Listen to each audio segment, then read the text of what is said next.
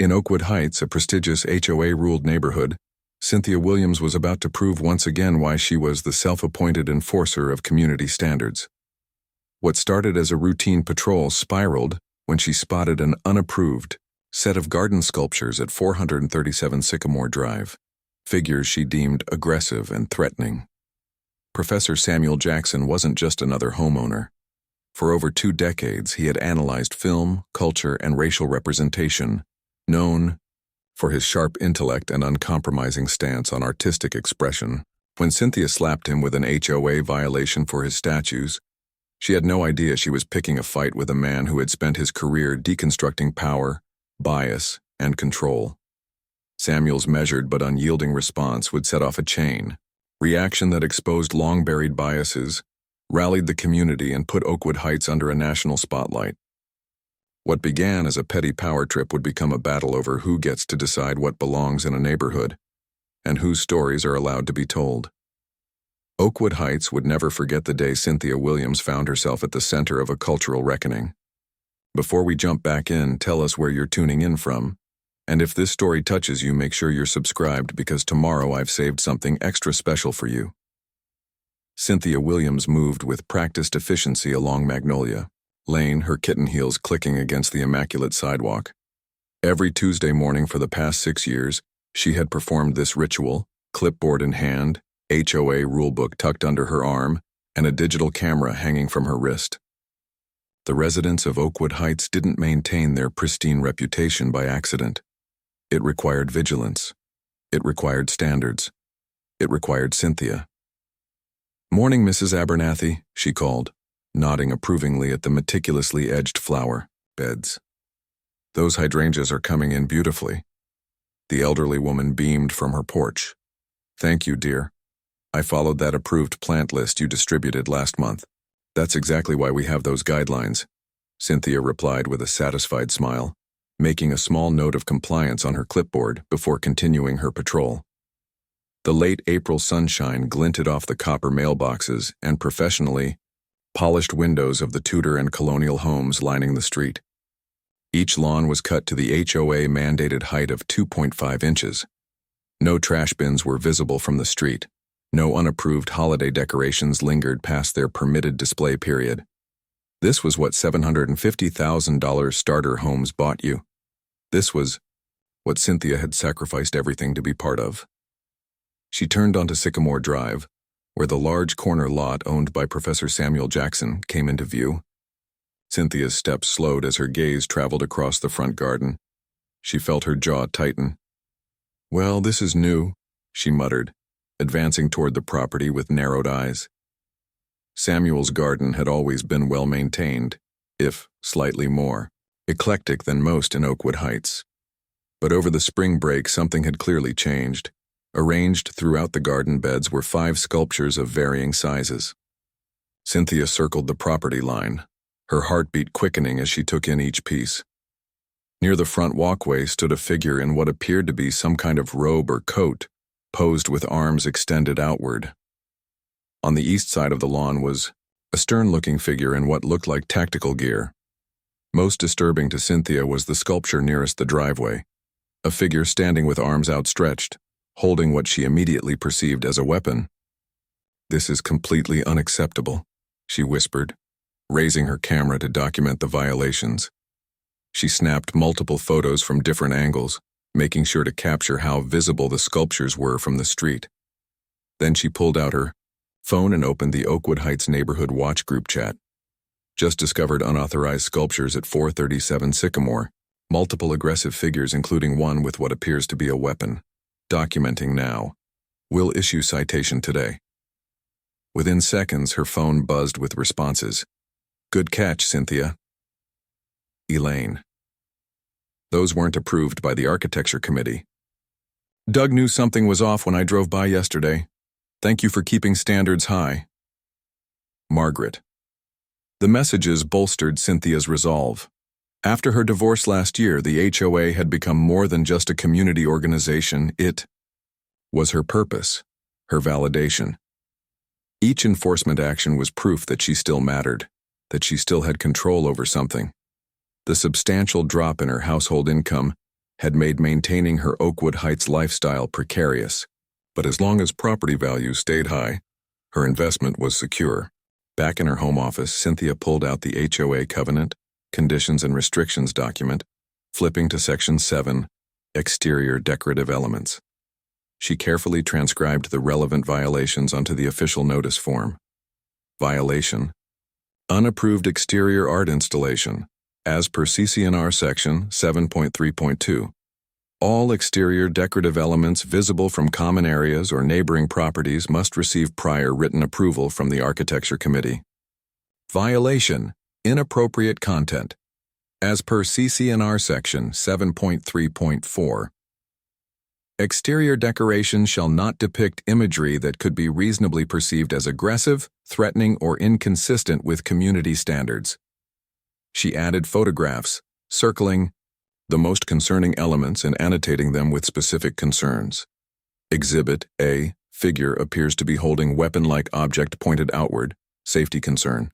Exhibit B, figure's stance and facial expression project aggressive demeanor, inconsistent with neighborhood aesthetic.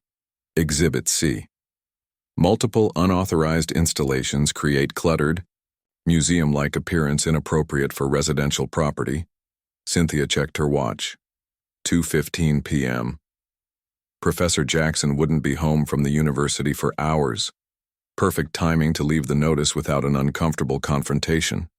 She printed the document, placed it in an official HOA envelope, and added a final note that compliance was required within 7 days or fines would begin accruing at $100 per day. Samuel Jackson sighed as he set his leather messenger bag on the entry table, rolling his shoulders to release the tension of a long day of department meetings. At 52, he found the politics of academia increasingly exhausting, though his passion for teaching film studies remained undiminished. He'd moved to Oakwood Heights 3 years ago, finally able to afford a home in the prestigious neighborhood after receiving tenure and publishing his second book on the evolution of Black representation in American cinema. The sun was beginning its descent as he noticed the envelope taped to his door, the bold red notice of violation visible through the plastic window. His brow furrowed as he tore it open, scanning the contents with increasing disbelief. "What the hell?" he muttered, stepping back outside to look at his garden. The sculptures, installed just 2 weeks ago as the culmination of his advanced seminar's collaborative project with the university's art department, stood exactly as they had been carefully positioned.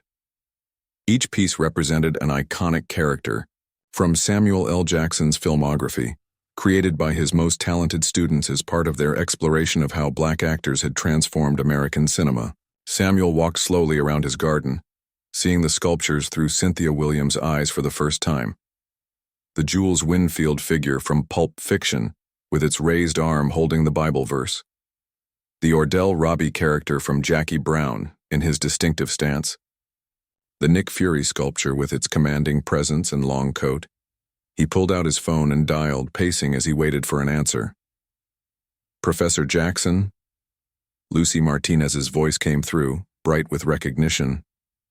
"Lucy, I hate to bother you after hours, but I've just received a notice from my HOA about the sculptures," Samuel said, trying to keep the frustration from his voice, "particularly yours." "What? Why?" The young woman's tone shifted instantly from cheerful to defensive. "Is something wrong with it?" Samuel glanced at the jewel sculpture that Lucy had spent months perfecting. "Nothing's wrong with it, artistically speaking. It's brilliant work.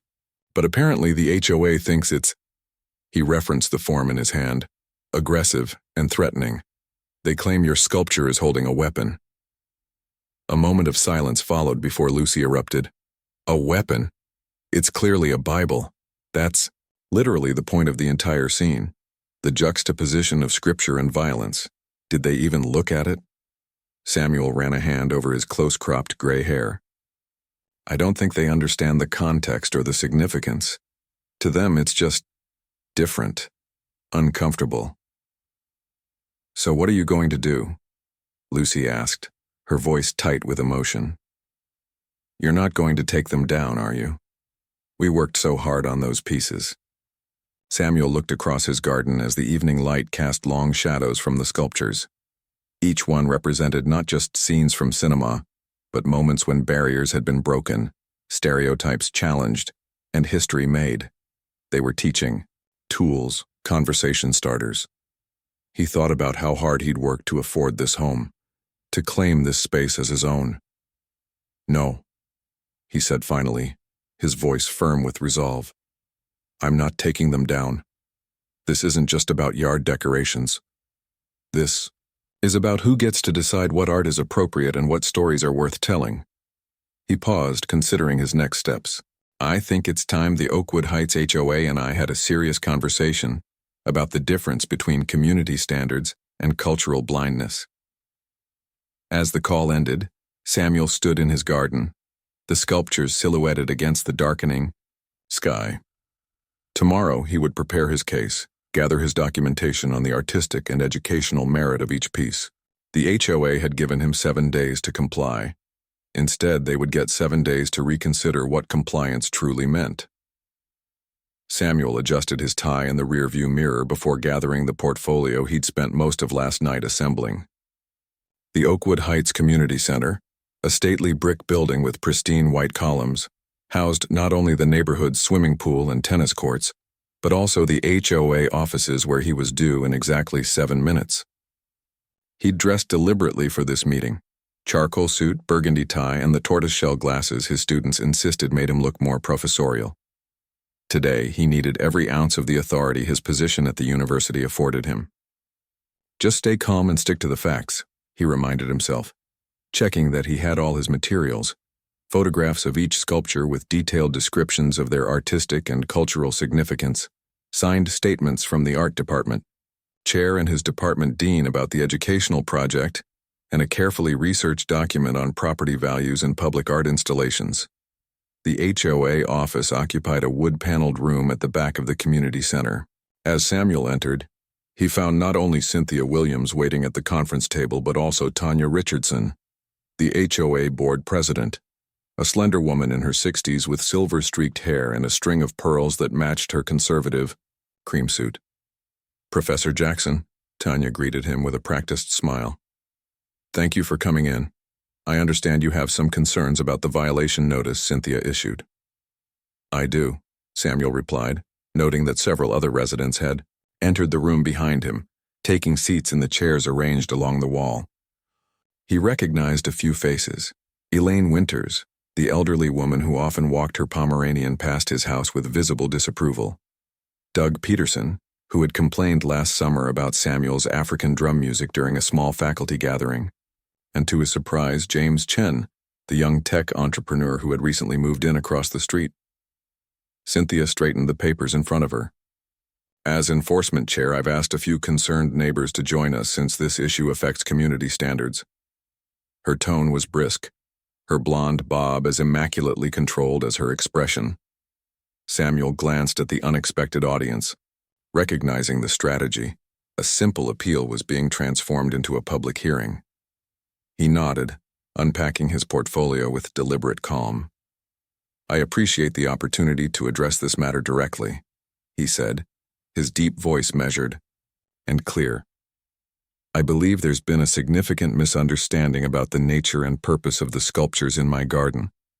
He laid out enlarged photographs of each piece, alongside images of the film scenes they referenced. These are not random decorations, but carefully crafted artistic recreations of iconic film moments, created by graduate students as part of an educational project exploring the evolution of Black representation in American cinema. Samuel pointed to the first image. This piece represents Mace Windu from the Star Wars films, a character that broke significant barriers in mainstream science fiction. He moved to the next. This is Stephen from Django Unchained, a film that directly confronted America's history of slavery through the lens of empowerment rather than victimhood. Cynthia's lips thinned as she interrupted. "Professor Jackson, I understand these may have personal significance to you, but the fact remains that they were installed without architecture committee approval, and they clearly violate our aesthetic standards." Samuel looked directly at her. "What specific aesthetic standard do they violate?"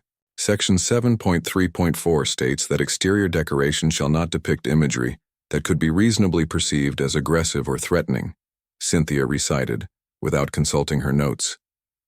And who determines what's reasonably perceived as threatening? Samuel asked. The community, Cynthia gestured toward the observers, through its elected representatives and established standards. From the corner of his eye, Samuel noticed James Chen holding his phone at an odd angle, partially concealed by the jacket draped over his arm. The red recording light was visible. Tanya Richardson cleared her throat. Perhaps we could find some middle ground. What if the sculptures were moved to the backyard where they wouldn't be visible from the street? With all due respect, Mrs. Richardson, Samuel replied, sliding a document across the table. There's nothing in the HOA bylaws that prohibits garden sculptures per se, only those that are, as Ms. Williams cited, aggressive or threatening. I've brought supporting materials that explain the artistic context of each piece to demonstrate they are neither. He focused on the most controversial sculpture. The figure Ms. Williams described as holding a weapon is actually depicting a Bible verse, Ezekiel 25:17. The character is quoting scripture in this famous scene, not brandishing a weapon. Elaine Winters huffed audibly from her seat along the wall. It still looks threatening to me. That's the point of art, to evoke emotional responses and spark conversations, Samuel explained, trying to maintain his professional demeanor. These sculptures represent pivotal moments in cinematic history where black characters transcended stereotypes. They're teaching tools, not decorations. Cynthia's voice took on an edge. Professor Jackson, while your academic explanation is very thorough, the simple fact is that you failed to submit these installations for approval before placing them in your yard. That alone constitutes a violation. A procedural oversight I'm happy to remedy now, Samuel conceded. I've prepared the formal application for the Architecture Committee's review. He slid another folder across the table. That's not how this works, Cynthia said sharply. You can't just install whatever you want and then retroactively seek approval. The sculptures need to be removed while the committee conducts its review. Samuel felt his patience thinning. Is that the standard procedure for all violations? Because I noticed the Hendersons on Oak Lane have had unapproved wind chimes for over a year, and the Martin family's unauthorized basketball hoop has been in place since last summer. A tense silence fell over the room. Tanya Richardson shifted, uncomfortably in her seat. Every situation is different, Professor Jackson. The scale and distinctive nature of your installations makes them a more pressing concern. Distinctive, Samuel repeated, the word hanging in the air. I wonder, what exactly makes them so distinctive compared to other violations that haven't required immediate action? James Chen's phone remained steady, capturing the exchange. Cynthia flushed. I resent whatever you're implying. This has nothing to do with anything but maintaining the standards that keep our property values high. These sculptures are inappropriate for our community aesthetic. And what exactly is that aesthetic, Ms. Williams? Samuel asked quietly. Because from where I stand, it seems the community aesthetic has a very narrow definition of what's acceptable and what's not. This is ridiculous, Elaine Winters interjected from her seat. In my 40 years in Oakwood Heights, we've never allowed such unusual yard decorations. It makes the neighborhood look like an inner-city playground. Samuel turned to face her directly. Inner-city playground? I'm curious what exactly you mean by that characterization, Mrs. Winters. The room temperature seemed to drop several degrees. Tanya quickly intervened. I think we're getting off track here. The issue before us is strictly procedural. Professor Jackson, while I appreciate the artistic and educational intent behind your installation, I have to side with Ms. Williams on the matter of prior approval. Our rules exist to maintain consistency, and exceptions undermine the entire system. Samuel recognized the diplomatic retreat. So your official position is that I must remove the sculptures pending review? Yes, Tanya confirmed, not quite meeting his eyes. You can certainly resubmit with all this excellent contextual information, but until approval is granted, the violation stands. Samuel closed his portfolio slowly. Then I must respectfully inform you that I will not be removing the sculptures. If the HOA wishes to pursue this matter, I'll be exercising my right to a formal hearing before the full board, as outlined in Section 12 of the bylaws. Cynthia's mouth tightened into a thin line. That's your right, but fines will begin accruing immediately. I understand, Samuel replied, standing up. Please ensure the minutes reflect that I've formally requested a hearing, and that I've provided full documentation regarding the artistic and educational nature of the installation. He gathered his materials with deliberate calm, though his heart was pounding. Good day. As Samuel exited the community center into the bright afternoon sunlight, he heard footsteps hurrying behind him. Professor Jackson, wait up. He turned to find James Chen jogging after him, his phone now tucked away in his pocket. James, right? You moved in across from me a few months ago. The younger man nodded, glancing back to ensure they weren't overheard. That was something in there. Listen, I don't want to overstep, but I think you should know this isn't the first time Cynthia has been selective about enforcement. Samuel raised an eyebrow. Oh? I'm on the technology committee. Basically, I maintain the HOA website and digital records, James explained. I've noticed a pattern in the violation notifications over the past year. The Patels' request for a religious shrine in their garden was denied for aesthetic concerns. The Rodriguez family had to fight for weeks to keep their Day of the Dead decorations up the full traditional period. Meanwhile, the three houses with those giant inflatable Christmas decorations got approval without question. Samuel absorbed this information, his jaw tightening. I appreciate you telling me this. There's more, James said, lowering his voice. I recorded parts of that meeting. The way they were talking to you wasn't right. That comment about inner-city playgrounds? That's beyond unacceptable. It certainly reveals underlying perceptions, Samuel agreed carefully. James hesitated, then added, I have a pretty significant social media following from my tech reviews. If you're okay with it, I think people should see how these supposedly neutral community standards are being applied. Samuel considered this offer, weighing the implications. Going public would escalate the situation dramatically, potentially drawing unwanted attention to his home and work. On the other hand, keeping these interactions behind closed doors allowed biases to persist unchallenged. Let me think about it, he finally said. This isn't just about my garden anymore. It's about who gets to determine what belongs in a community and what doesn't. James nodded, offering his hand. Whatever you decide, you've got an ally across the street. And for what it's worth, my girlfriend and I think your garden is the most interesting thing in this cookie-cutter neighborhood. As James walked away, Samuel stood for a moment in the parking lot, looking back at the pristine community center with its manicured shrubs and approved color scheme. The confrontation had gone pretty much as he'd expected, but the support from James was unexpected, a reminder that communities were more complex than the rules that governed them. His phone buzzed with a text from Lucy.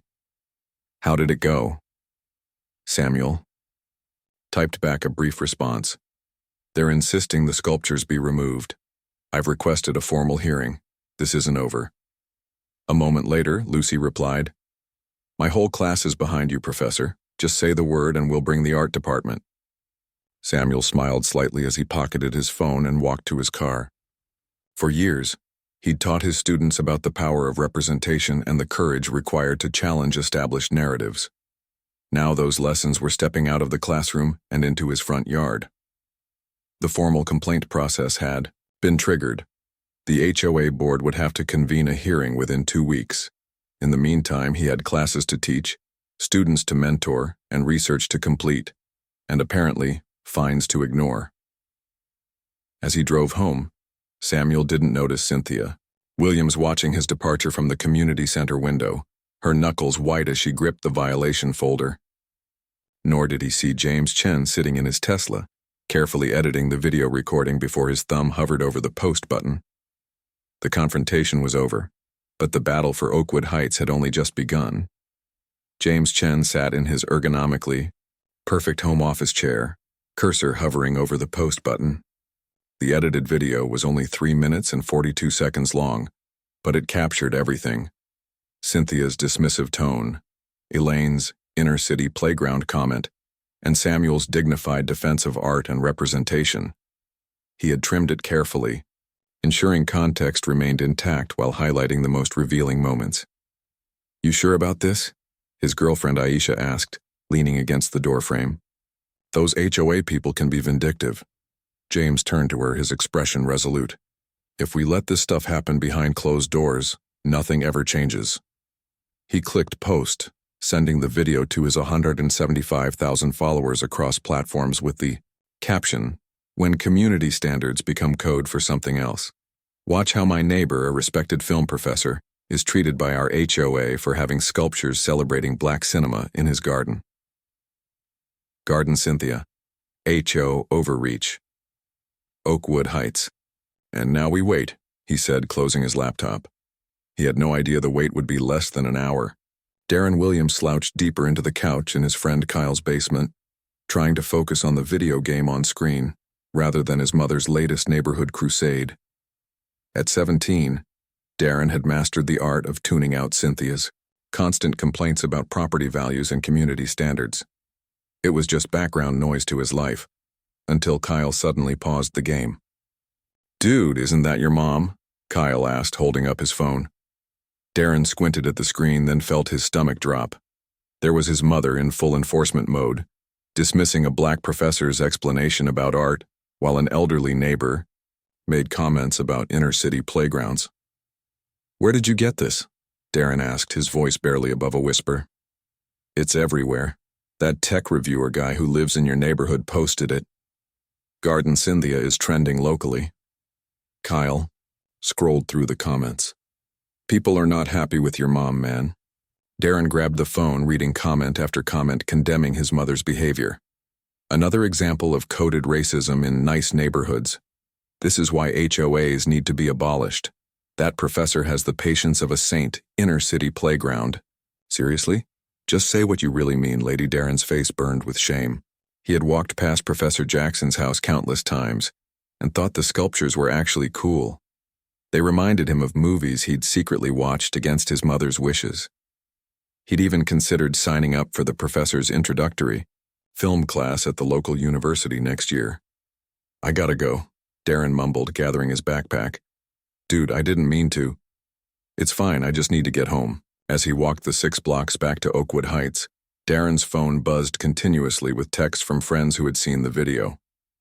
By the time he reached the neighborhood gates, he had turned it off completely. Samuel was grading papers in his study when the first call came, a number he didn't recognize. He let it go to voicemail. Then another call. Then a text from a former colleague.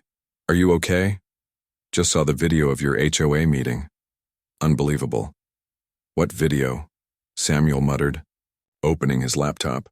Telling and preparing this story took us a lot of time, so if you are enjoying it, subscribe to our channel. It means a lot to us. Now back to the story. It took only seconds to find. James Chen's post had already been shared thousands of times, with local news Twitter accounts requesting permission to use the footage. Samuel watched with a growing sense of disbelief as the private confrontation played out for public consumption. His phone rang again. This time it was Lucy. "Professor, have you seen it? The video of your meeting?" Her voice was electric with excitement. "I'm looking at it now," Samuel said, his tone measured. "This isn't exactly how I plan to address this issue. But it's working. The art department is buzzing. We're organizing a demonstration of support. The sculpture students want to bring more pieces to install temporarily along the sidewalk near your house. A kind of artistic protest." Samuel pinched the bridge of his nose. "Lucy, I appreciate the solidarity, but let's not escalate this unnecessarily." "It's already escalated, Professor. Channel 7 just contacted me for a statement about my sculpture. They want to interview you, too." Samuel glanced out his window and noticed an unfamiliar car driving slowly past his house, the passenger pointing a camera phone toward his garden. "I need to think about this," he told Lucy. "Let's talk tomorrow." No sooner had he hung up than his email notification chimed. Subject line: Emergency HOA Board Meeting, PR Crisis Response. The situation was moving faster than he could process. Across the neighborhood, Cynthia Williams sat rigidly at her kitchen table, surrounded by her most loyal allies. Elaine Winters patted her hand sympathetically while Doug Peterson paced by the window, occasionally peeking through the blinds at the news van parked at the neighborhood entrance. "They're making us look like monsters," Cynthia said, her voice trembling with indignation. "All I did was enforce the rules everyone agreed to when they moved here. That's my job." "Of course it is, dear," Elaine soothed. "These young people with their phones recording everything, trying to make normal concerns look prejudiced. In my day, neighbors respected each other's property values." Doug turned from the window. "Tanya called an emergency board meeting for tomorrow morning. They're talking about issuing a statement distancing the HOA from your comments, Cynthia." "My comments?" Cynthia's voice rose. "I never said anything inappropriate. I simply cited the bylaws. It's that Chen boy who should be penalized," Elaine declared. "Recording a private meeting without consent? There must be a bylaw against that." Cynthia's phone buzzed with an incoming text. She glanced down to see a message from her son. "Coming home late. Don't wait up." She frowned. Darren had been increasingly distant lately, but tonight of all nights she needed family support. Her ex-husband had already texted a smug, "This is why I told you to leave that HOA position," message that she'd left on read. "We need to respond, strategically," Doug said, assuming a tone of authority that grated on Cynthia's already frayed nerves. "The narrative is getting away from us. Social media is painting this as some sort of racial targeting." "That's absurd," Cynthia protested. "I would have issued the same violation to anyone with unauthorized sculptures. The fact that they depict whatever they depict is irrelevant." "Of course," Elaine agreed too quickly, "though I still think those statues look threatening, especially that one with the outstretched arms." Cynthia's doorbell rang, causing everyone to freeze momentarily. Doug cautiously approached the front window. "It's a news crew," he hissed. "Channel 7. "Don't answer it," Cynthia ordered, her heart racing. "They're just trying to get a reaction they can edit to make us look worse." As if summoned by the mounting stress, her phone rang with Tanya Richardson's number displayed. "Cynthia, have you seen the news?" Tanya asked without preamble when Cynthia answered. "I've seen the video, if that's what you mean," Cynthia replied, stiffly. "It's more than that now. It's on all the local stations.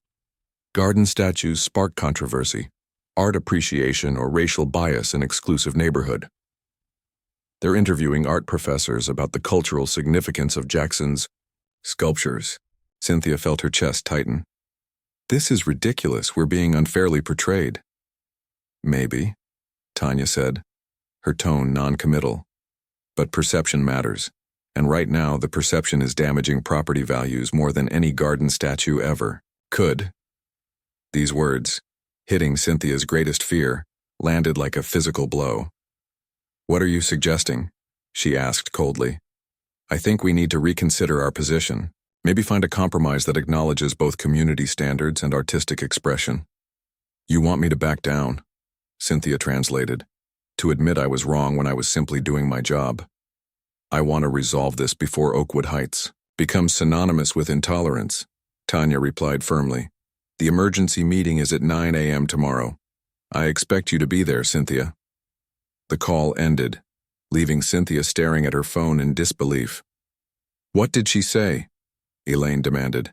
"She's caving to the pressure," Cynthia said bitterly. "After all my years of service maintaining the standards that keep this neighborhood desirable, they're ready to throw me under the bus at the first sign of controversy." Doug exchanged glances with Elaine. "Maybe we should consider a strategic retreat on this particular issue. Fight the battles we can win." Cynthia looked at him with growing isolation. Even her allies were wavering. "You can retreat if you want," she said coldly. "I stand by my decision. Those sculptures violated the bylaws. Period." By 10 o'clock that night, Samuel had declined 6 interview requests and watched his garden become a minor social media sensation. Cars drove by slowly, passengers craning their necks to glimpse the now famous sculptures. His department chair had called to offer support, but also to remind him that the university preferred advance notice when faculty became involved in public controversies. Exhausted, he was about to turn in when a knock came at his door. Cautiously, peering through the peephole, he was surprised to see Tanya Richardson standing on his porch, looking decidedly unofficial without her usual pearls and tailored suit. "Mrs. Richardson," he greeted her, opening the door. "This is unexpected." "Professor Jackson," she acknowledged with a tired nod. "May I come in for a moment? I'd rather not be seen having this conversation." Samuel hesitated, then stepped aside. "Of course." In his living room, surrounded by bookshelves filled with film history and theory texts, Tanya seemed smaller somehow, less certain than she had been in the HOA office. "I want to apologize for how today's meeting unfolded," she said without preamble. "That's not how we typically handle appeals." Samuel studied her carefully. "I appreciate that, but I'm not sure an apology changes the underlying issue." Tanya sighed. "The board is meeting tomorrow to discuss this situation. I won't pretend. The video hasn't changed the calculus. No one wants Oakwood Heights featured on the evening news as an example of exclusionary practices. So this is about damage control, not addressing the actual concerns I raised?" "Can't it be both?" Tanya asked. "I've lived here for 30 years, Professor Jackson. I remember when this neighborhood was more diverse, before property values tripled and the demographics shifted. The film nights you organized in the community center last summer were the best events we've had in years." Samuel was surprised by this admission. "Yet you still sided with Cynthia today." "Procedurally, she was correct," Tanya acknowledged. "The approval process exists for a reason. But the way it's being applied—" She trailed off, then straightened her shoulders.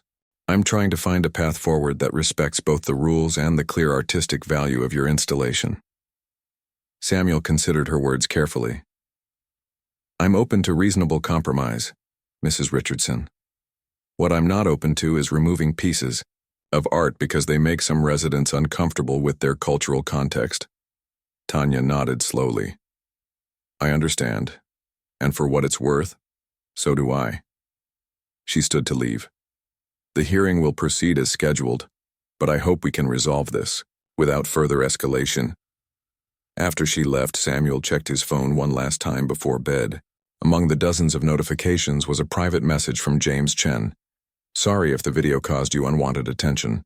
I just couldn't let what happened go unchallenged."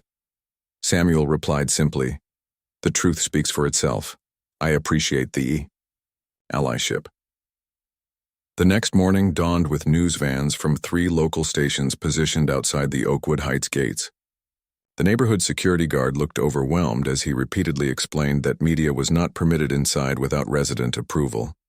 Lucy Martinez and 15 other art students had arrived early, setting up a small but visually striking display of sculptures and paintings along the public sidewalk just outside the neighborhood entrance.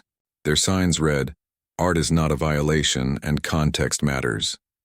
Inside the gates, the emergency HOA board meeting convened in tense silence. Cynthia sat rigid in her usual seat, Elaine beside her for moral support despite not being a board member. Tanya called the meeting to order with a grave expression. "The situation has escalated beyond a simple violation dispute," she began.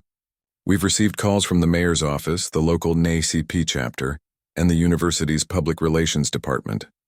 The Chronicle is running a front-page story in tomorrow's edition.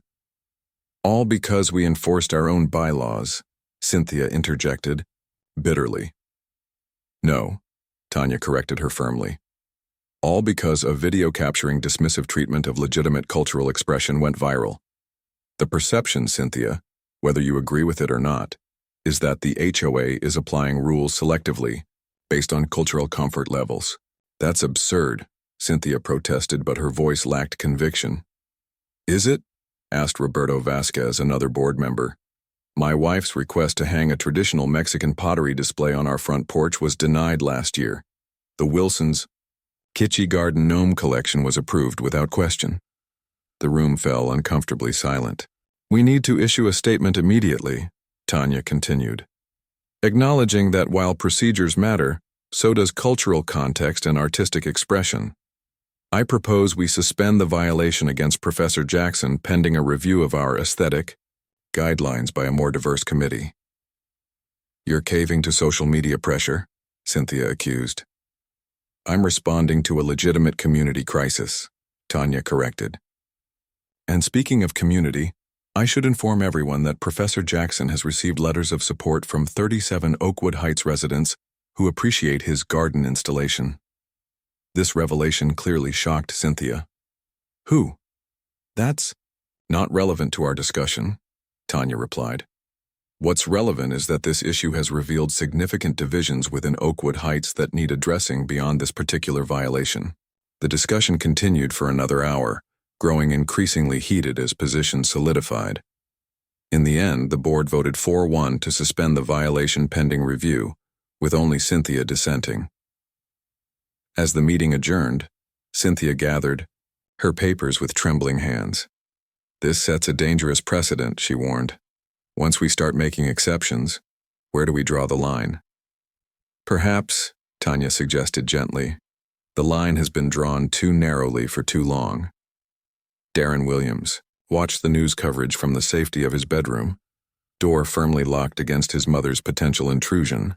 The morning shows were featuring segments about the garden statue controversy, with art history professors explaining the cultural significance of Samuel L. Jackson's film roles. His phone buzzed with a group chat notification. His friends were discussing the situation with opinions divided. Some thought the HOA was justified in enforcing rules. Others were calling it a clear example of privilege and bias. Kyle. Yo, Darren. That professor's statues are actually from movies. Pretty cool when you know the context, Jen. Maybe your mom just didn't understand what they were supposed to be? Darren didn't respond. He was too busy scrolling through Professor Jackson's university profile, reading about his courses on film, history, and representation. The spring semester had already started, but the professor's introduction to film studies was offered in the summer too, perfectly timed for Darren's graduation. He bookmarked the page, then hesitated before typing Samuel L. Jackson films into his search bar. If he was going to form his own opinion about this controversy, he needed to understand what those statues actually represented. Downstairs, he heard the front door slam as his mother returned from the HOA meeting. Her footsteps were heavy on the stairs, then paused outside his door. Darren, are you in there? He remained silent, turning up the volume on a YouTube video analyzing the cultural impact of pulp fiction. We need to talk about what's happening, Cynthia continued through the door. People are misrepresenting everything, making terrible accusations. Darren closed his eyes, remembering the comments on the video, the embarrassment he'd felt seeing his mother through strangers' eyes. Not now, Mom, he finally replied. I'm busy. After a moment of silence, he heard her steps retreat down the hallway. For the first time, Darren wondered if his mother had ever actually watched any of the films the sculptures represented. He somehow doubted it. By evening, Garden Cynthia had evolved into a nationwide conversation about HOAs, artistic expression, and coded language. Samuel found himself quoted in articles he hadn't directly contributed to and described as a crusader for cultural representation, when all he'd wanted was to display his students' work. As the sunset cast long shadows through his controversial garden, he noticed a small figure standing at the edge of his property, a teenage boy looking intently at Lucy's sculpture. After a moment of observation, Samuel recognized Cynthia Williams's son. He approached slowly, giving the boy plenty of time to leave if he wished. Hello there, you're Darren, right? The teenager startled. Yeah. Sorry, I wasn't trespassing or anything. I just wanted to see them up close. That's perfectly fine, Samuel assured him. Are you interested in film? Darren hesitated, then nodded. Kind of. I mean, I've seen a few of these movies, not all of them. Samuel smiled slightly. Any favorites? I liked Pulp Fiction, Darren admitted, glancing at Lucy's sculpture. It wasn't what I expected, it was deeper. That's exactly what Lucy, the student who created this piece, was trying to capture, Samuel explained. Everyone remembers the violence in that film, but few remember that the character's most iconic moment centers around a Bible verse. Darren looked uncomfortable. My mom doesn't understand that. She just saw a threatening pose. Context matters, Samuel said gently. In art and in life. The boy shifted awkwardly. I should go, if my mom sees me here. Of course. But Darren... Samuel hesitated, then continued. The university offers summer courses for high school students. If you're interested in film, you'd be welcome in my introductory class. A flash of genuine interest crossed Darren's face before he masked it with teenage nonchalance. Maybe. Thanks, Professor. As Darren hurried away, Samuel wondered what tomorrow's formal hearing would bring. The private dispute had transformed into a public spectacle with implications far beyond his garden sculptures. Whatever happened now, Oakwood Heights would never be quite the same. Behind him, as darkness fell, the sculptures stood in silent testimony to the power of art to provoke, challenge, and reveal, exactly as they were designed to do. The Oakwood Heights Community Center had never been so crowded. Rows of folding chairs hastily arranged by maintenance staff filled the main hall beyond its intended capacity. Residents who had previously only nodded politely to each other at mailboxes or community pool gatherings now sat in distinct clusters, those supporting Cynthia to the right, Samuel's supporters to the left, with an uncomfortable neutral zone down the middle. Near the entrance, the HOA's legal counsel, Leonard Bailey, was unsuccessfully attempting to convince two local reporters to leave. This is a private community matter, he insisted. It's a matter of public interest now, countered the Channel 7 reporter, notebook already open. And we were invited by residents. Samuel Jackson stood quietly in the hallway, reviewing his notes one last time. Lucy Martinez waited beside him, nervously adjusting the collar of her blazer, a garment she'd clearly borrowed for the occasion. You don't have to do this, Samuel reminded her gently. I can present the artistic explanation myself. Lucy shook her head firmly. No, Professor, I need to defend my own work. If I can present my thesis to a room full of critics, I can handle the HOA. The community center doors opened again, and James Chen entered with a confident stride, carrying a leather portfolio and nodding to Samuel in quiet solidarity. At precisely 7:00 p.m., Tanya Richardson called the meeting to order from a raised table at the front, flanked by the 6 other board members. She looked tired but composed in a navy suit, her silver-streaked hair pulled back severely. This formal hearing addresses the violation notice issued to Professor Samuel Jackson regarding unauthorized sculptures installed at 437 Sycamore Drive, she began, her amplified voice cutting through the murmurs. As outlined in our bylaws, both parties will present their positions, witnesses may provide testimony, and then the board will deliberate and render a decision. She paused, scanning the crowded room. Given the unusual public interest in this case, I must remind everyone that this is still a community proceeding. We will maintain decorum at all times. Cynthia Williams sat ramrod straight at a small table to the right of the board's platform, a stack of folders neatly arranged before her. She wore a crisp beige suit, her blonde bob freshly trimmed, presenting the image of professional efficiency despite the dark circles under her eyes that makeup couldn't quite conceal. Samuel took his seat at the opposing table, arranging his materials with deliberate calm. He'd dressed simply in a charcoal suit with a deep blue tie, professional without ostentation. Ms. Williams, as the enforcement officer who issued the violation, you may present first, Tanya directed. Cynthia stood, approaching a projection screen that had been set up. Thank you, Madam President, members of the board. Her voice was steady, practiced. This case is fundamentally about process and consistent standards, not personal preference. She clicked through a PowerPoint presentation displaying the HOA bylaws, highlighted sections enlarged for emphasis. When Professor Jackson purchased his home in Oakwood Heights, he signed a legally binding agreement to abide by our community standards, including Section 7.3.2 requiring prior approval for all exterior decorative elements. Photos of Samuel's garden sculptures appeared on screen. These installations were placed without any application to the Architecture Committee. This fact alone constitutes a clear violation, regardless of their content or artistic merit. Cynthia moved to close-up images. Beyond the procedural violation, these sculptures also contravened Section 7.3.4, prohibiting decorations that could be reasonably perceived as aggressive or threatening. She indicated the Jules Winfield sculpture, with its outstretched arms. This figure's stance is confrontational by design. From the audience came a few murmurs of agreement, primarily from Elaine's section. Oakwood Heights has maintained its desirability and property values precisely because we have consistent aesthetic standards, Cynthia continued. Making exceptions undermines the very foundation of our community governance and sets a precedent that would allow any resident to install whatever they wish by simply claiming artistic or cultural significance. She displayed a chart showing Oakwood Heights property values compared to surrounding neighborhoods.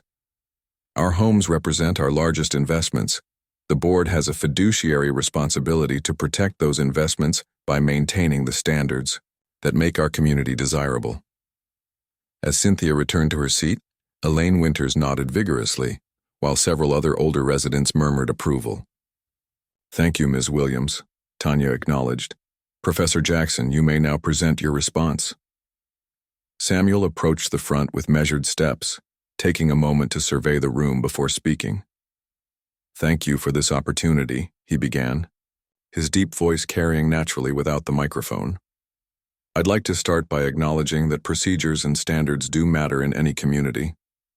My objection is not to the existence of rules, but to how they are applied and interpreted, and what values those interpretations reveal." He displayed his own series of images, this time of the sculptures alongside stills from the films they referenced. These are not random decorations. They are carefully crafted artistic works created by graduate students exploring the evolution of Black representation in American cinema.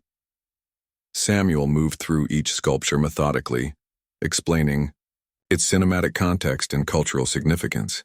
This piece represents Mace Windu from Star Wars, a character that broke barriers by placing a Black actor in a position of wisdom and authority in mainstream science fiction.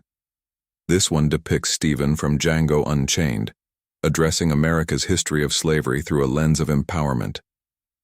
The audience listened with growing attention as Samuel transformed the hearing into an impromptu lecture on film history and cultural representation. Even some of Cynthia's supporters appeared engaged by his explanations. "As for the procedural violation," Samuel continued, "I acknowledge that I should have submitted these installations for prior approval. That oversight was mine. However, the subsequent characterization of these works as aggressive or threatening reveals something more concerning than a paperwork lapse." He turned to face the board directly. "I would now like to invite Lucy Martinez, the graduate student who created the most controversial sculpture, to explain her artistic process and intent." Lucy approached the front, visibly nervous but determined. With a slight tremor in her voice that steadied as she continued, she addressed the audience. "My sculpture recreates the character Jules Winfield from Pulp Fiction during his pivotal moment of transformation," she explained, displaying detailed photos. "While this character is known for violence earlier in the film, this specific scene captures him quoting Ezekiel 25:17 as part of his spiritual awakening." She zoomed in on the sculpture's hands. What Ms. Williams described as a weapon-like object is actually a Bible. The verse is engraved on the sculpture itself. Lucy's voice strengthened with passion. "I specifically chose this moment because it subverts expectations, showing that even characters we perceive as threatening can have depth, moral complexity, and spiritual dimensions." From the back of the room, a subtle movement caught Samuel's eye. Darren Williams slipping quietly into a seat in the last row, hood pulled up as if hoping to avoid recognition. "Thank you, Ms. Martinez," Samuel said, returning to the center. "I'd now like to address the claim that these sculptures would negatively impact property values. There is, in fact, substantial research suggesting that neighborhoods with public art installations actually see increased property values due to enhanced cultural capital and community character." He displayed several academic studies supporting this claim. "Art, when contextualized and understood, enhances rather than diminishes our community." As Samuel concluded, James Chen approached the front, requesting permission to present relevant information. Tanya, after a moment's hesitation, nodded her assent. As a member of the Technology Committee with access to HOA records, James began, I've compiled data on enforcement patterns over the past 3 years. He displayed a spreadsheet showing violation notices categorized by type and resident. This analysis shows statistically significant disparities in how aesthetic violations are enforced, depending on the homeowner's background, James explained clinically. Requests from longtime residents for decorative elements receive approval 87% of the time. Similar requests from newer residents, particularly those from diverse backgrounds, are approved only 43% of the time. A ripple of discomfort moved through the room. James continued. For example, the Patel's request for a small religious shrine was denied as inconsistent with neighborhood character, while 3 separate approvals were granted for large-scale Christmas displays that remain erected well beyond the holiday season. Cynthia rose abruptly. This is irrelevant and misleading. Each case has unique circumstances. You can't reduce community standards to statistics. Order, please, Tanya interjected. Mr. Chen, is there a direct connection to the case at hand? Yes, James replied calmly. It establishes a pattern suggesting that community standards are being applied inconsistently based on cultural comfort levels, rather than objective criteria. The whispers in the room grew louder. Tanya called for witness testimonies next. Elaine Winters was the first to speak, her voice quavering with emotion. I've lived in Oakwood Heights for 40 years, she began. We've built something special here, a place where families can feel safe, where we know what to expect from our neighbors. These unusual statues change the character of our community. Her tone hardened slightly. Not everything needs to be a political statement. Some of us just want to live in a nice neighborhood without being made to feel uncomfortable in our own homes. What specifically makes you uncomfortable about the sculptures, Mrs. Winters?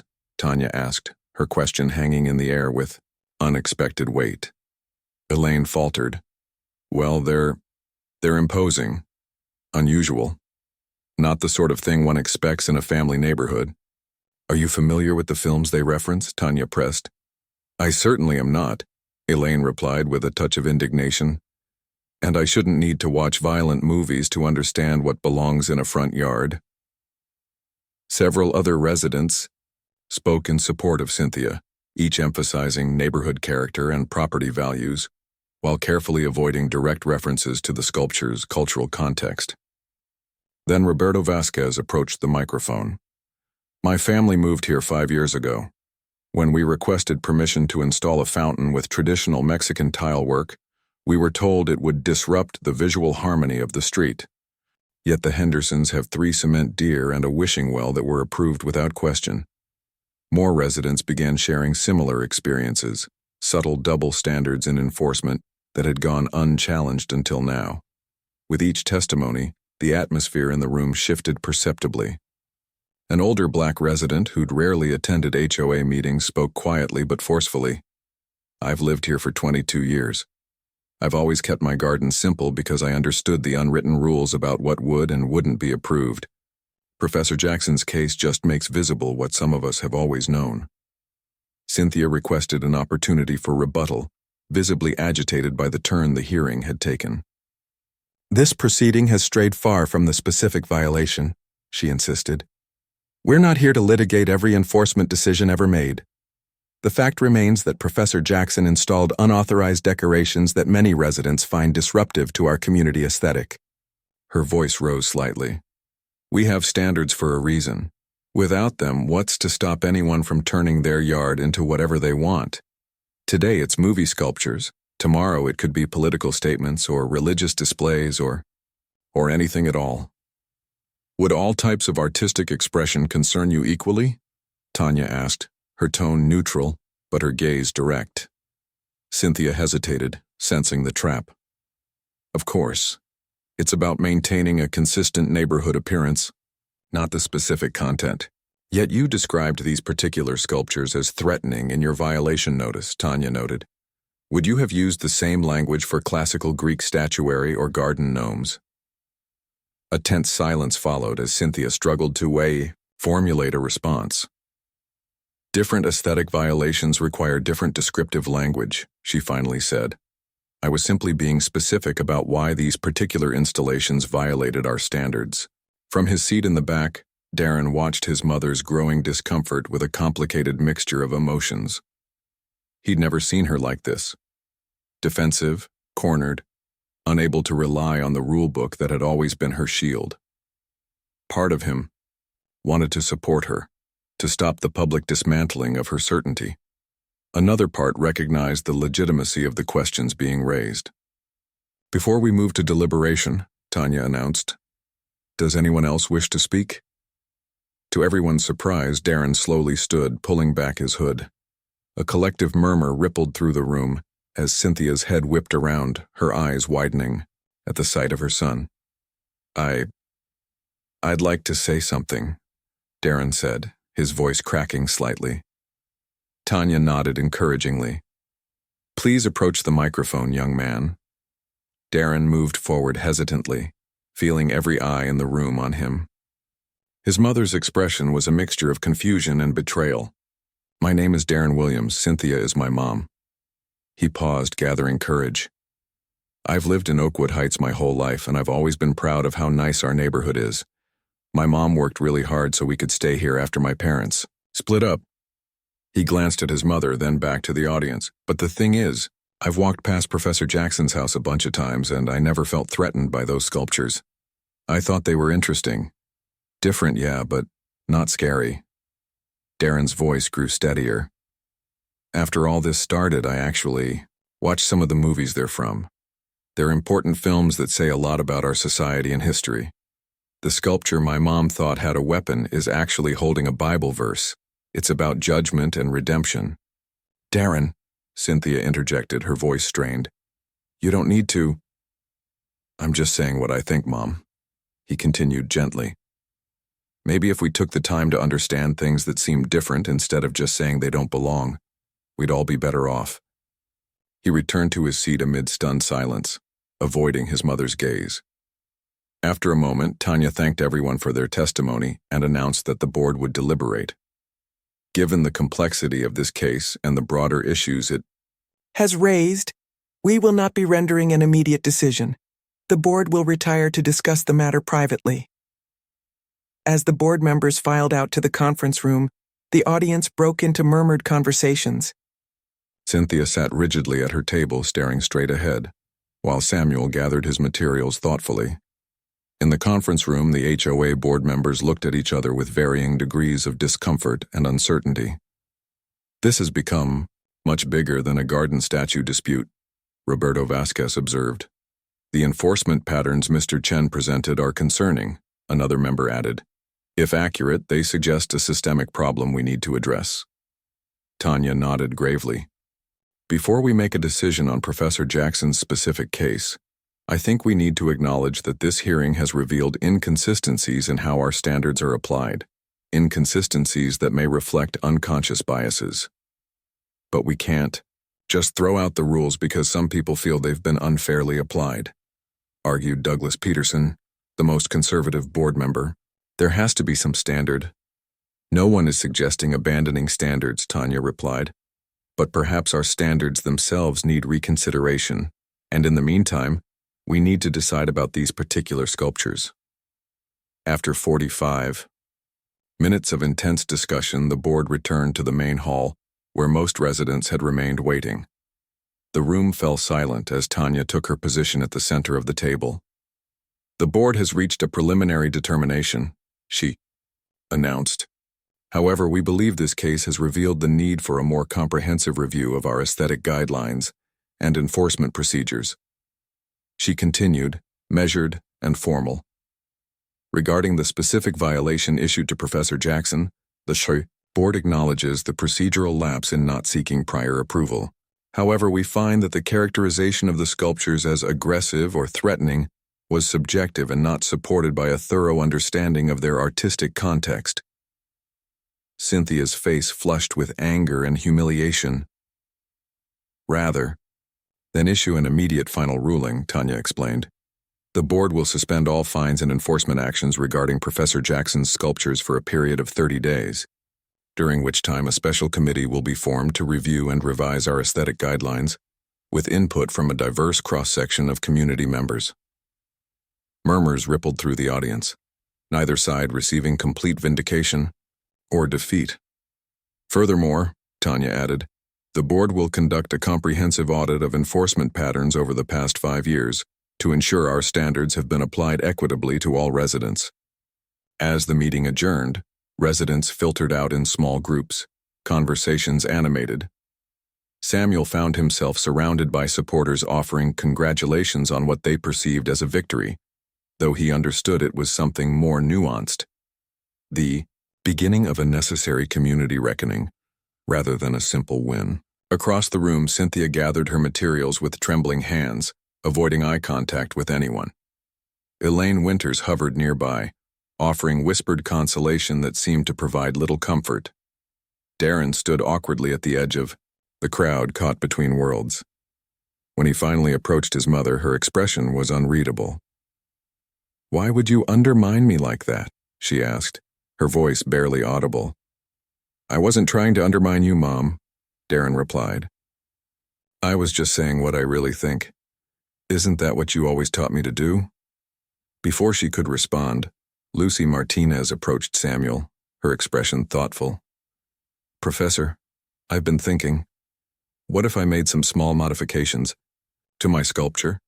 Not changing its essence, but making the Bible verse more prominent, more visible from a distance. It might help people understand what they're actually seeing." Samuel considered this. "That's your artistic choice, Lucy. The piece is your creation." She nodded decisively. "I want to do it. Art should communicate, and right now, some people just aren't getting the message." As the community center emptied, Tanya found herself alone with Samuel for a moment. "This isn't over," she said quietly. "Today exposed divisions in Oakwood Heights that have been simmering for years." Samuel nodded. "Communities are always evolving, Mrs. Richardson. The question is whether they evolve through intention or collision." Tanya smiled tiredly. "I suspect we're experiencing a bit of both right now." Outside, the last rays of sunset cast long shadows from the community center's columns. Residents departed in separate directions, carrying with them not just opinions about garden sculptures, but newly awakened questions about the community they thought they knew. Darren watched his mother walk stiffly to her car, her shoulders rigid with unresolved emotion. Instead of following immediately, he found himself approaching Professor Jackson. "Those films you mentioned," he said hesitantly. "Do you have recommendations on where to start for someone who's never really studied film before?" Samuel's expression softened. "I happen to be teaching an introduction to film studies this summer, open to high school students too." He offered Darren a business card. "Think about it." Darren pocketed the card quickly, then hurried after his mother. The conversation they needed to have wouldn't be easy, but it had become inevitable. In the parking lot, James Chen sat in his Tesla, uploading the hearing's audio recording to a private cloud server, not for immediate sharing, but as documentation of a pivotal moment in Oakwood Heights' evolution. Whatever happened next, the community had changed, not because of garden sculptures, but because of what they had revealed about the people living beside them. The drive home from the community center passed in stifling silence. Cynthia gripped the steering wheel so tightly her knuckles whitened, while Darren stared out the passenger window, watching familiar neighborhood landmarks slide by in the gathering darkness. The weight of his public testimony hung between them, dense and suffocating. As they pulled into their driveway, Cynthia killed the engine but made no move to exit the car. "Why?" she finally asked, her voice tight with controlled emotion. "Why would you do that to me?" Darren turned to face his mother, finding her composed expression more unsettling than anger would have been. "I wasn't trying to hurt you, Mom. I was just being honest. In front of everyone, you couldn't have talked to me privately first? Would you have listened?" The question escaped before Darren could consider its impact. Cynthia flinched as if he'd slapped her. "I always listen to you." "No, Mom. You hear me, but you don't listen. Like when I told you I was interested in film classes and you said it was impractical and changed the subject." That was different. I was thinking about your future. Darren unfastened his seatbelt and shifted to face her directly. The thing is, Mom, I've walked past Professor Jackson's garden a bunch of times. I recognize those sculptures right away. Even the one you thought was threatening. It's from Pulp Fiction and he's quoting the Bible in that scene. Cynthia's surprise was evident. How would you know that? You're not allowed to watch R-rated movies. I'm 17, Mom. I've seen Pulp Fiction and Django Unchained and most of the Marvel movies with Samuel L. Jackson. He paused, gathering courage. And they're important films. They matter culturally and historically. That's what Professor Jackson was trying to explain. This isn't about movies, Darren. It's about rules and property values, and it is about the movies, though, he interrupted. Because if those sculptures were of scenes from, I don't know, Forrest Gump or The Sound of Music, would you have called them threatening? The question hung in the air between them. Cynthia opened her mouth to respond, then closed it again. I'm not saying you're a bad person, Darren continued more gently. I'm saying maybe you reacted without understanding what you were looking at. And when Professor Jackson tried to explain, you didn't really listen to him either. Cynthia's shoulders sagged slightly. You don't understand how hard I've worked to keep us in this neighborhood after your father left. These rules and standards, they protect our investment, they protect our home. I know you're trying to protect us, Darren acknowledged. But Mom, I've been thinking, what kind of neighborhood are we actually protecting? One where we understand our neighbors and their interests? Or one where everyone has to look and act exactly the same to belong? He reached into his pocket and pulled out the business card Samuel had given him. Professor Jackson teaches a summer film class for high school students. I want to take it. Cynthia stared at the card as if it were a live grenade. After a long moment, she pushed open her car door. We'll discuss this later. I need some time. As she walked stiffly to the house, Darren remained in the car, watching her retreating figure and wondering if he'd gone too far, or not far enough. Across the neighborhood, Tanya Richardson parked her car on Sycamore Drive and sat for a moment, gathering her thoughts. The street was quiet now, the parade of curious onlookers having finally subsided after days of drive-by gawking. Samuel's house sat dark except for a single lamp visible through the front window. The hearing had left her profoundly unsettled. As HOA president for the past 5 years, she'd prided herself on maintaining Oakwood Heights' reputation for excellence, while trying to be fair-minded. But James Chen's methodical presentation of enforcement disparities had struck a chord she couldn't ignore. Had she been complicit in a system of subtle exclusion?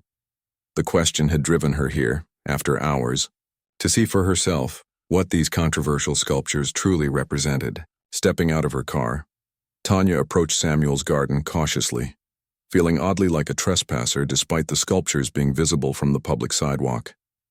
The night air carried the scent of jasmine from a neighboring yard as she began to circle the installation, taking her time with each piece. In the soft glow of the garden lights, the sculptures took on a different quality than they had in Cynthia's harsh photographic evidence. Here was the Mace Windu figure, lightsaber at rest, expression contemplative rather than threatening.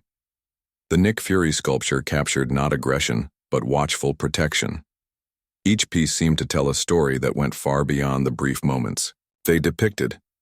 Tanya paused longest before Lucy's sculpture of Jules Winfield.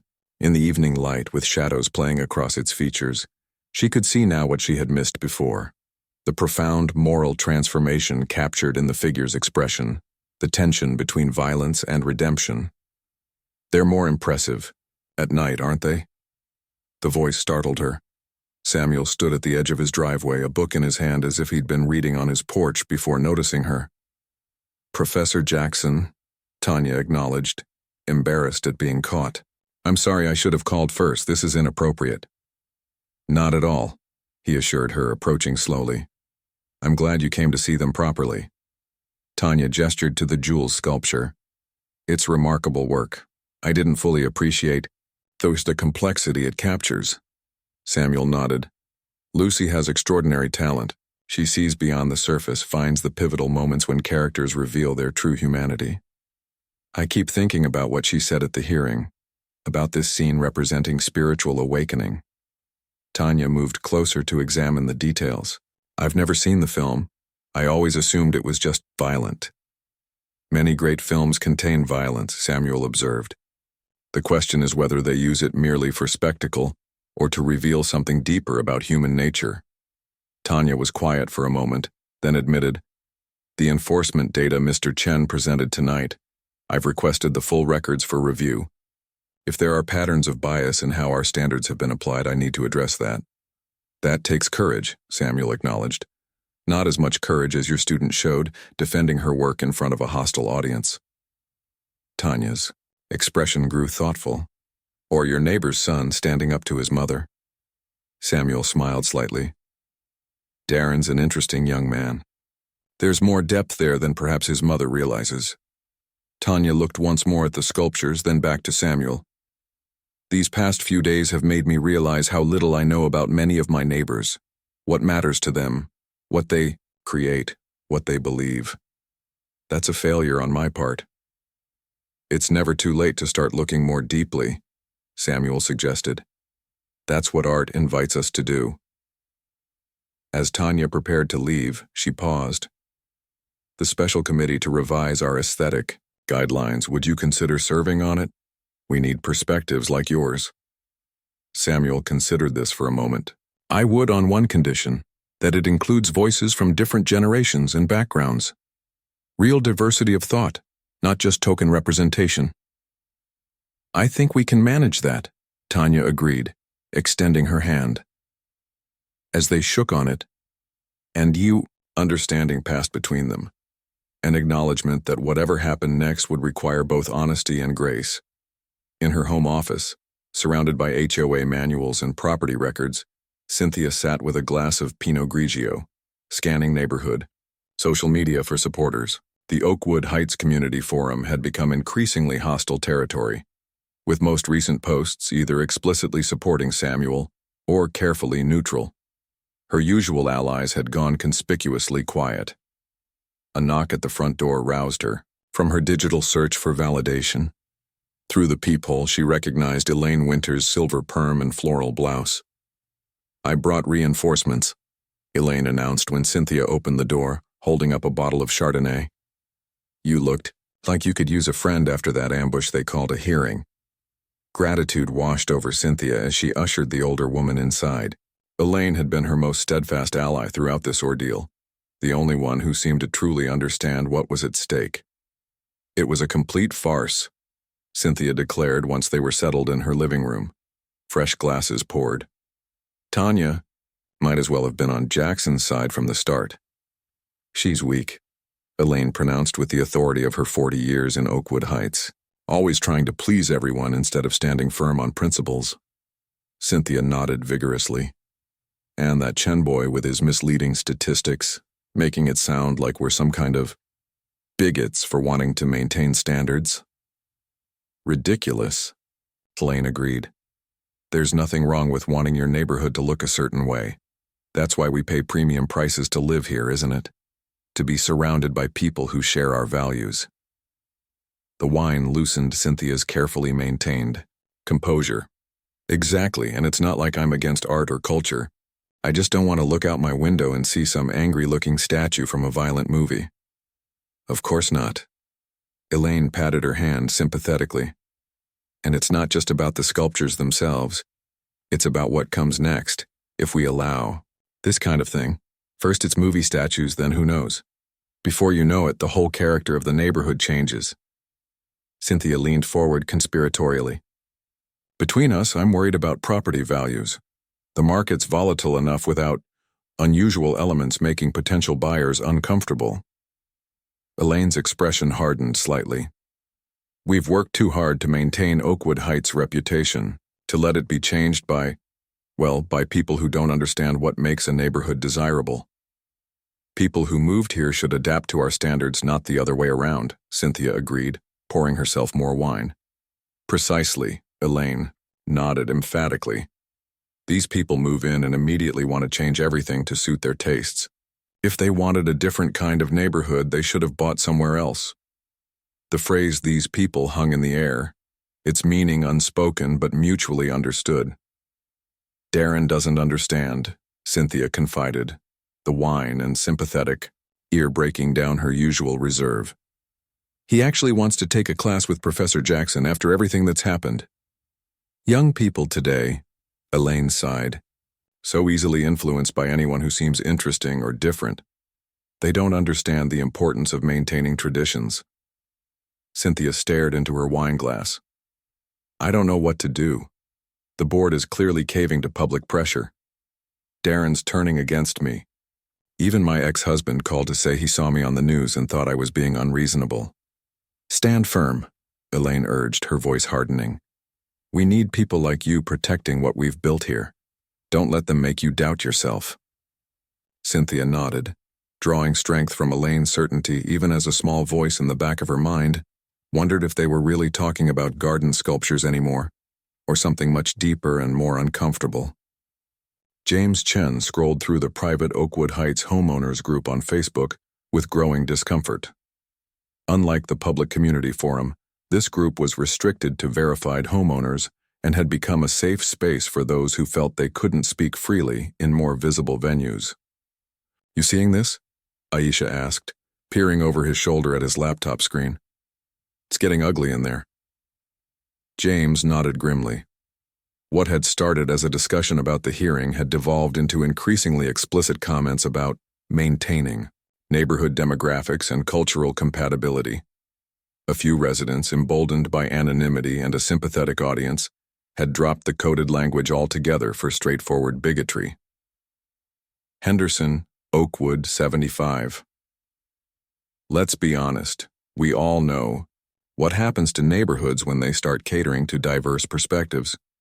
First it's weird statues, next it's declining standards across the board. Original Oakwoodian. I've seen it happen in my hometown. Once you start making exceptions for certain groups, property values tank. It's just statistics. Oakwood Mom, 2002. Why should we have to change our rules to accommodate everyone else's culture? If American values aren't good enough for them, why move to this neighborhood? James felt sick reading the comments, particularly because they came from people he greeted at the mailbox, passed at the community pool, or saw walking their dogs every evening. Smiling neighbors whose private thoughts were far darker than their public personas suggested. What are you going to do? Aisha asked, her expression troubled. You can't just let this stand. James closed his laptop, rubbing his temples. I don't know. If I share these screenshots publicly, it would expose the ugliness, but it could also tear the community apart completely. Maybe it needs to be torn apart and rebuilt, Aisha suggested. Sometimes you have to break something to fix it. Or maybe there are ways to address it without public shaming, James countered. These people live next door to us. We have to find a way forward together, not just expose and condemn. He reopened his laptop, this time navigating to his email. I'm sending these screenshots to Tanya Richardson. She's reviewing enforcement patterns already. She should see the attitudes behind some of those patterns. Aisha nodded slowly. That's a start. And the special committee they're forming? I'm going to volunteer, James decided. If technology is my expertise, I should be using it to make things better, not just to expose what's wrong. As he composed his email to Tanya, carefully contextualizing the screenshots without inflammatory commentary, James thought about the complex web of relationships that made up Oakwood Heights. The public hearing had revealed cracks in the community's foundation, but these private comments showed just how deep those cracks ran. Late that night, Lucy Martinez parked her battered Honda a block away from Samuel's house and walked quickly to his garden, carrying a small bag of tools. She'd texted him earlier about her plan to modify her sculpture, and he had given her his blessing with a simple reply. Artists should always have the final say in their work. The neighborhood was quiet, most windows dark as residents slept. Lucy approached her sculpture with a reverence that surprised her. This piece that had become the center of so much controversy now felt like more than just a class project. It had become a statement, a challenge, and a reflection of her own evolving voice as an artist.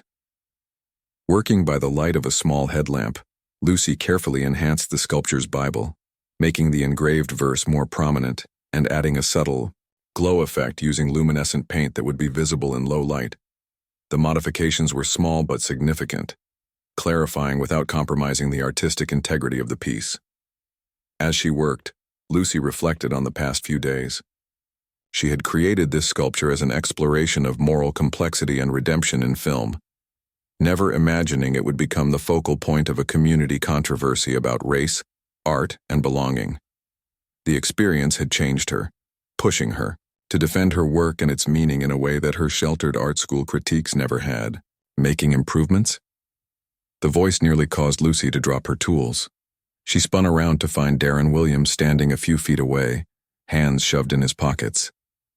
"Jesus, you scared me," she breathed, her heart pounding. "What are you doing?" "Out here?" Darren gestured vaguely down the street. "I live a few blocks over. Couldn't sleep. Thought I'd walk by and see the sculptures again without, everyone watching." Lucy relaxed slightly, recognizing him from the hearing. "You're Cynthia's son, the one who spoke up." He nodded, looking uncomfortable. "Yeah, that's me." "That was brave," Lucy acknowledged, turning back to her work. "Standing up to your mom like that." Darren moved closer, examining the sculpture with genuine interest. "What are you changing?" "Making the Bible verse more visible," she explained, "so people can't miss what he's actually holding." Ezekiel 25:17, Darren quoted, surprising her. "The path of the righteous man is beset on all sides by the inequities of the selfish and the tyranny of evil men." Lucy looked up at him with new respect. "You know the scene?" "I watched it after the whole controversy started, trying to understand what everyone was arguing about." He studied the sculpture more carefully. "It's really good, You captured that exact moment, when he's deciding whether to kill them or walk away." "That's exactly what I was going for," Lucy said, a surge of satisfaction warming her. That moment of moral choice, of transformation. They fell silent as Lucy completed her work, Darren occasionally holding her light so she could use both hands. There was something oddly comforting about working in the quiet night with this unexpected ally. "Your mom's still pretty mad?" Lucy finally asked as she packed up her tools. Darren sighed. "Yeah, not talking to me much. But I'm not backing down. I'm going to take Professor Jackson's summer class." "Good for you," Lucy said sincerely. "Film is worth studying seriously. It shows us who we are as a society, our fears, our hopes, our blind spots." "Like this whole neighborhood drama," Darren observed wryly. Lucy laughed softly. "Exactly like that." As they prepared to go their separate ways, Darren paused. "Hey, do you think the sculptures will stay after all this?" Lucy looked back at her finished work, the luminescent Bible verse now subtly glowing in the darkness. "I don't know, but either way, they've already done what art is supposed to do, make people see things differently." Darren nodded thoughtfully. "Yeah, they definitely did that." As Lucy walked back to her car, she felt a strange sense of peace. Whatever the HOA ultimately decided, her sculpture had sparked conversations that needed to happen. As an artist, she couldn't ask for anything more meaningful than that. The next morning, Samuel collected his newspaper from the driveway and was startled to find several envelopes tucked beneath it. Opening the first, he found a handwritten note. "Professor Jackson, I've lived across the street from you for 2 years but never introduced myself properly. I want you to know that I support your garden sculptures and appreciate the cultural education they provide. My children have asked questions about them that led to valuable family discussions about film and representation. Not all of Oakwood Heights shares the views expressed by certain vocal residents. Your neighbor, Michelle Layton." The second envelope contained a similar message of support, as did the third and fourth. Samuel stood in his driveway, letters in hand, surprised by this quiet show of solidarity from neighbors who had remained silent at the hearing. The morning edition of the Chronicle featured a front-page editorial titled, "The Art of Belonging: When Community Standards Become Exclusionary Tools." The piece thoughtfully examined how aesthetic regulations could become mechanisms for enforcing cultural homogeneity, using the Oakwood Heights controversy as its central example. As Samuel prepared for his morning classes, his phone chimed with a text from Tanya Richardson. Professor Jackson, I've received your nomination for the special committee and am pleased to confirm your appointment. We'll be meeting next week to begin revising the aesthetic guidelines. I believe your perspective will be invaluable in creating more inclusive standards that still maintain the quality of our community. Samuel texted his acceptance, then paused to look out at his garden. In the morning light, Lucy's modified sculpture caught the sun differently now, the Bible verse clearly visible from the street. He smiled slightly, appreciating her artistic response to the controversy, not backing down, but clarifying, illuminating, inviting greater understanding. Whatever happened next in Oakwood Heights, these sculptures had already accomplished something profound.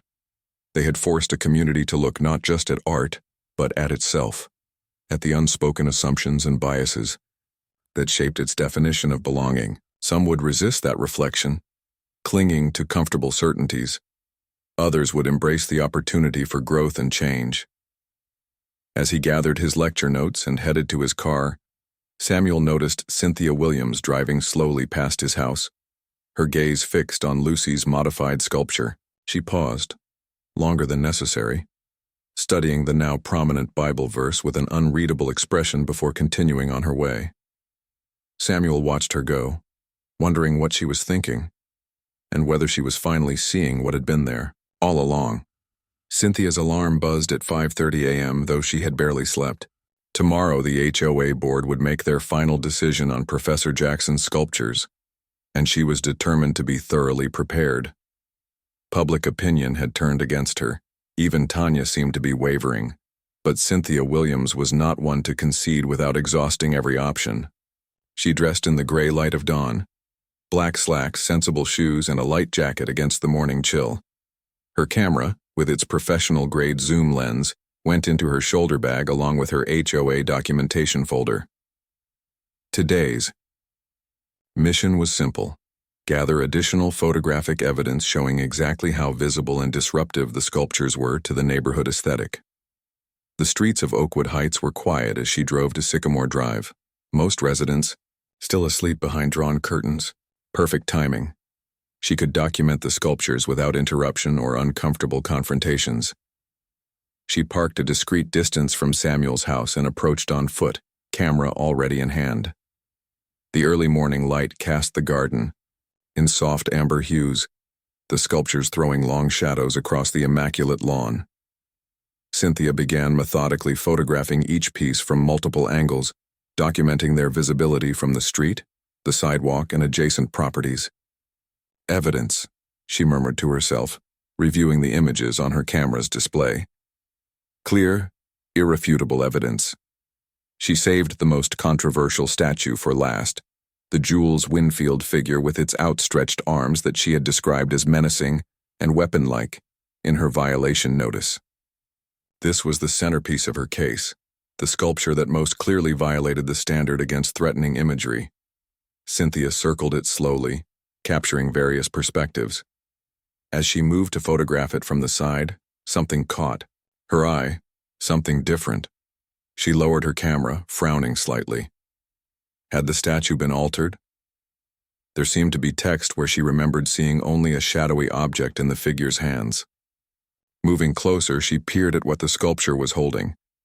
In the clear morning light, with the sun hitting it at just the right angle, the words were unmistakable. Ezekiel 25:17. It wasn't a weapon at all, but a Bible, with the verse reference clearly engraved on its surface.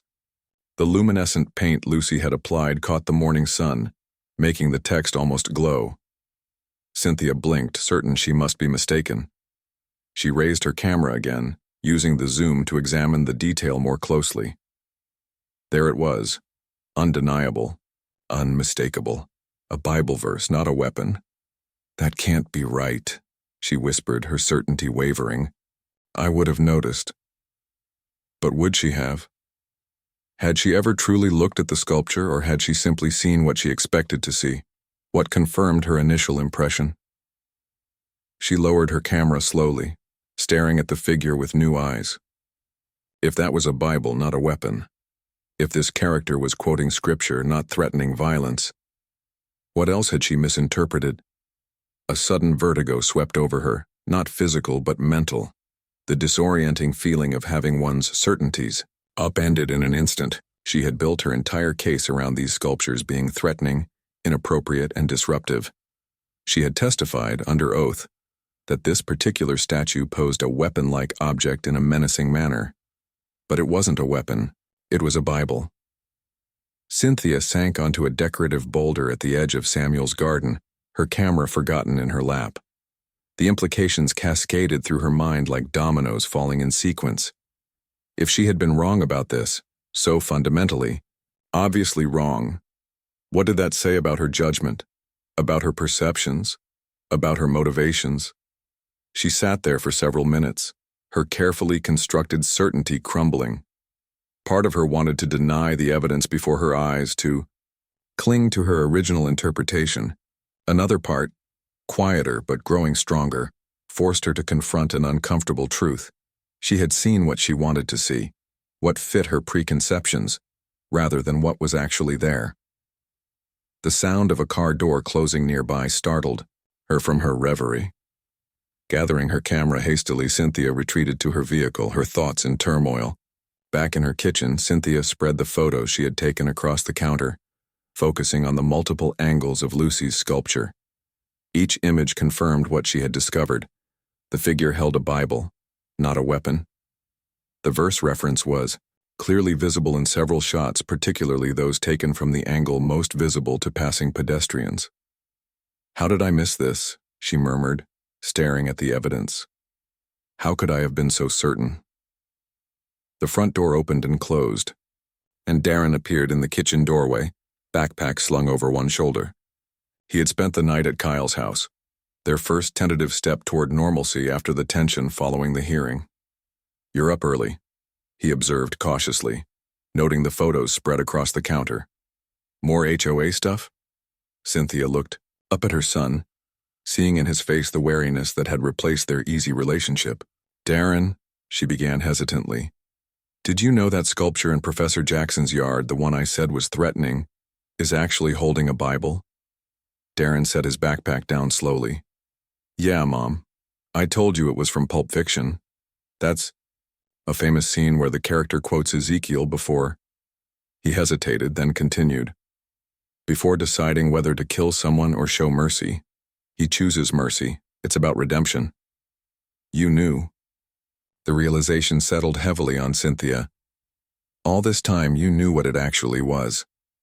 Darren leaned against the counter, studying his mother's face. "I tried to tell you that night after the video went viral. I said the sculptures weren't threatening if you understood what they were from. But I didn't listen," Cynthia acknowledged, the words bitter on her tongue. "You were pretty worked up about the whole thing," Darren said, his tone softening slightly. "And you hadn't seen the movies, so I made assumptions," Cynthia finished. "I saw a black figure with its arms outstretched and assumed it was threatening when it was actually quoting the Bible."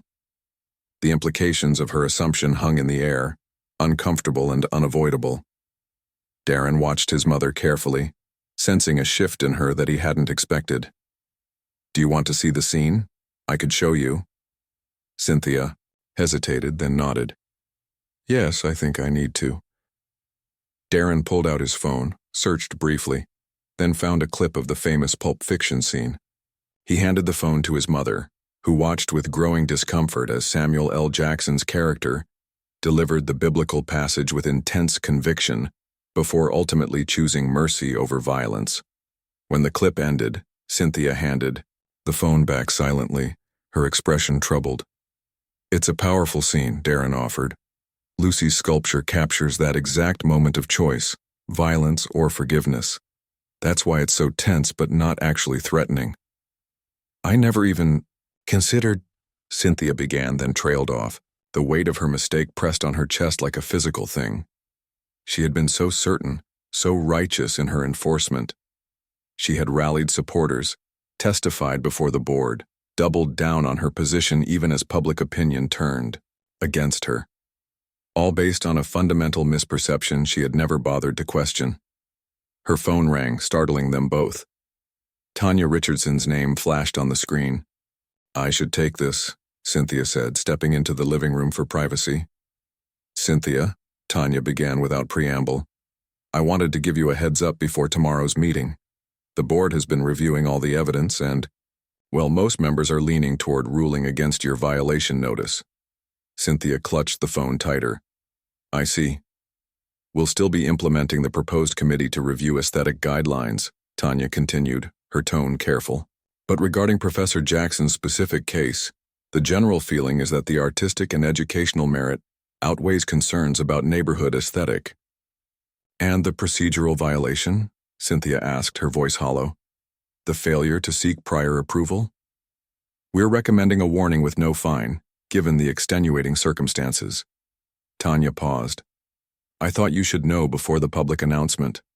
"Thank you for telling me," Cynthia managed, her mind racing. "I appreciate the courtesy." After they hung up, Cynthia returned to the kitchen to find Darren making coffee, the morning routine continuing as if her world hadn't just shifted on its axis. "Bad news?" he asked, noting her expression. "The board is ruling against me," she replied. "They're announcing it tomorrow." Darren nodded slowly. "Are you okay with that?" The question hung in the air, simple yet profound. Was she okay with it? A week ago, she would have been furious, determined to fight to the bitter end. But now, looking at the photos spread across her counter, the undeniable evidence of her mistake, Cynthia felt something unfamiliar. Doubt. "I don't know," she admitted finally. "I built this whole case around that sculpture being threatening, Darren. I testified about it. I convinced others." She gestured helplessly at the photos. "But I was wrong. Completely wrong." Darren poured coffee into 2 mugs, sliding one toward his mother. "People make mistakes, Mom. This wasn't just a mistake." Cynthia stared into her coffee. "This was me seeing what I expected to see, what I wanted to see, instead of what was actually there. That's bias, Darren." The word felt strange on her tongue, uncomfortable but necessary. For years, she had bristled at any suggestion that her enforcement of community standards might be influenced by anything other than objective criteria. She had defended herself vigorously against James Chen's statistical analysis, against Roberto Vasquez's comparison of approvals and denials, against any implication that her judgments might reflect underlying prejudices. But now, faced with such clear evidence of her own misperception, Cynthia could no longer hide behind procedural arguments and property value concerns. The truth was staring her in the face, as clear as the Bible verse on Lucy's sculpture that she had somehow never seen. "I need some time to think," she told Darren, gathering the photos into a folder. "There's a lot to process here." The garden had always been Cynthia's sanctuary. After her divorce, when the inside of her house felt too empty, too full of absences, she had poured her energy into creating a precisely manicured outdoor space, where everything was in its proper place. Neat boxwood hedges, symmetrical flower beds, colors carefully coordinated for each season, a controlled environment that reflected her need for order in a life that had become chaotic. Now she sat on her garden bench, surrounded by this carefully constructed perfection, feeling anything but perfect herself. The folder of photos lay beside her, a tangible reminder of her failure to truly see. The revelation about the sculpture had triggered a cascade of uncomfortable realizations. If she had been so wrong about this, what else had she been wrong about? How many other violations had she issued based on misperceptions or unconscious biases? How many times had she disguised prejudice as community standards? Cynthia thought of Elaine's comment about those people changing our neighborhood and felt a rush of shame. At the time, she had nodded along, understanding exactly who those people were without needing clarification. She thought of the Patels' denied request for a religious shrine, of the Rodriguez family's struggle to keep their Day of the Dead decorations, of the subtle patterns James Chen had documented so methodically. The sun climbed higher as Cynthia sat motionless, confronting truths about herself that she had long avoided. Her phone buzzed occasionally with messages from Elaine and other supporters asking about tomorrow's meeting, but she left them unanswered. What could she possibly say? By mid-afternoon, Cynthia had reached a decision.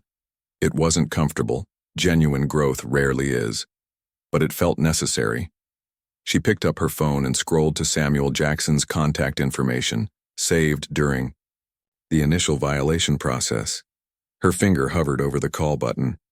What would she say? How could she explain? The words seemed inadequate, the situation too complex for a simple apology.